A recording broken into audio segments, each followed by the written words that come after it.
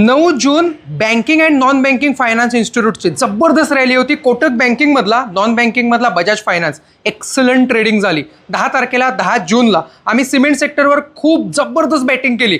Grasim 2700, UltraTech 11400, 11500, 11600 सुद्धा खूप छान ट्रेडिंग झाली. 5-5, 10-10 पॉईंट प्रत्येक स्ट्राईक प्राईजवर आम्ही काढत होतो. आणि आज आहे 11 जून. आज ऑटोमोबाईल सेक्टरची जबरदस्त रॅली सुरुवातच झाली आयशर मोटरपासून. ह्या आयशर मोटर आहे ना, याचा आम्ही घेतला होता 54-50चा कॉल. हा आम्ही सहज 85, 95, 100पर्यंत स्काल्पिंगला घेतला. याच्यानंतर निफ्टी कॉल साईडला वर जात होती. 25,000चा कॉल घेतला होता. याच्यावरती सुद्धा आमचे 5 ते 10 पॉईंट याच्यावर सहज निघाले. एवढंच काय, सकाळी